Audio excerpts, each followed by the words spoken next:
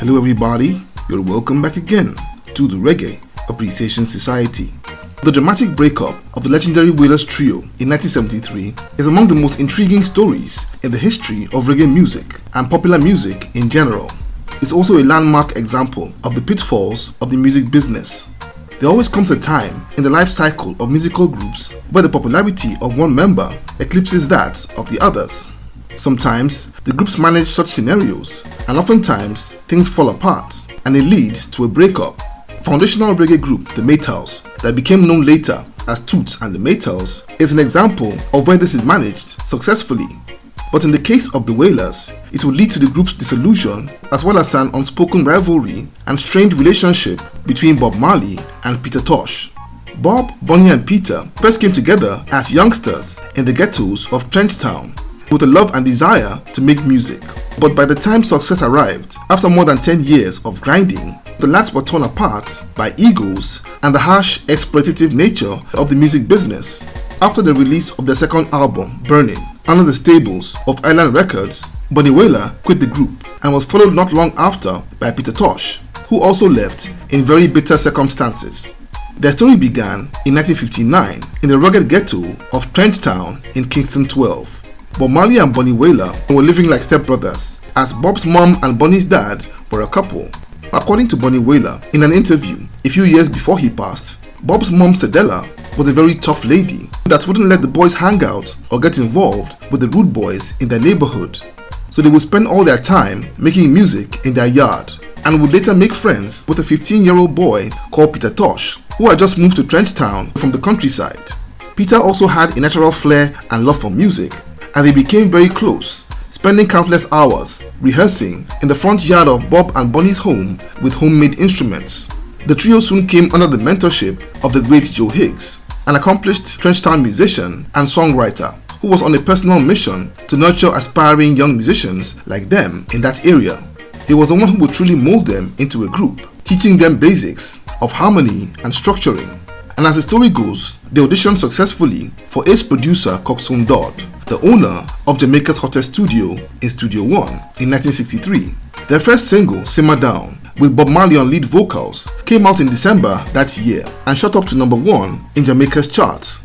The group was called the Wailers, but even in those early days, it would have been clear, even to a casual observer, that Bob was the center of attraction, with some singles released as Bob Marley and the Wailers. But in those innocent days, it didn't stir up any tension in the group. In 1964, an aspiring 17-year-old singer, Alpharetta Anderson, met the Wailers one day as they walked past her home on their way to the studio. The first person she met was Peter, who went over to introduce himself, before she met Bob, Bunny, and Beverly Kelso. The Wailers would invite her over to Studio One to audition for UNTOLD, and when she did, UNTOLD took her and her group The Soulettes on at the studio. In an interview given a while back, Rita Marley said that being a young girl in the studio, all the guys over there made passes at her non-stop, but that Bob was a very different kind of guy. He was romantic, patient, and a really nice person, traits that made her fall for him in no time. Quite different from Peter, who was a notorious ladies' man, whose propensity to hold the hand of ladies he just met earned him the nickname of Peter Touch. According to various reggae historians, Peter's ego was badly bruised when Rita ignored his roguish charms and fell in love with Bob Marley.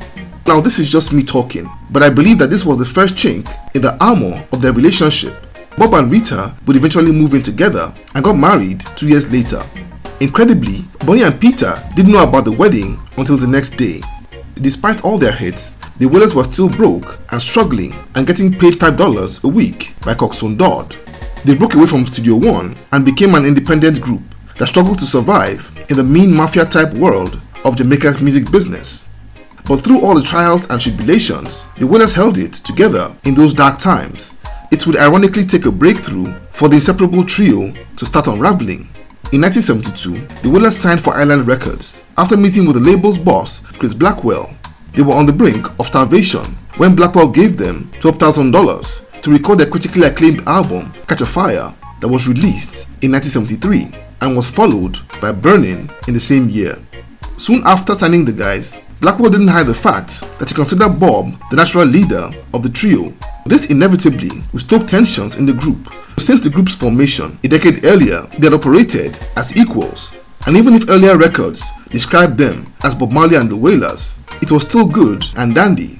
But under this formal structure, it was clear as day that Bob had been promoted to essentially a boss position over them all. And the first major crack emerged when Bunny refused to go on tour to promote the album Catch a Fire. Tosh, on the other hand, was silently seething at being left out of the spotlight, which was entirely focused on Bob Marley, whom he had taught to play the guitar a decade earlier. Peter and Bob would go on tour again in late 1973 to promote their new album, Burning, and Bunny again refused to go along with them on the tour and quit the group. By then, the resentment and clashes between Bob and Peter got so bad that they reportedly came to blows backstage during the UK leg of that tour. That marked the abrupt end of that tour, Peter's exit from the band, and the end of the 14-year musical partnership of Marley, Tosh, and Livingston.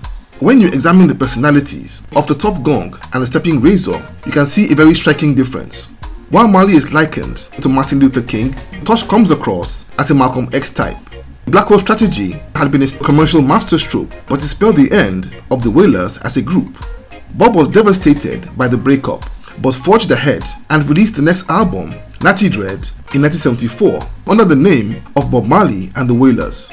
And in fairness to Blackwell, the Catch a Fire and Burning albums were credited to the Wailers. Bob replaced Bunny and Peter with the I3s, along with the Barrett brothers at the very heart of his musical machine. And with this new ensemble, he went on to attain stupendous success and megastar status as Reggae's global ambassador.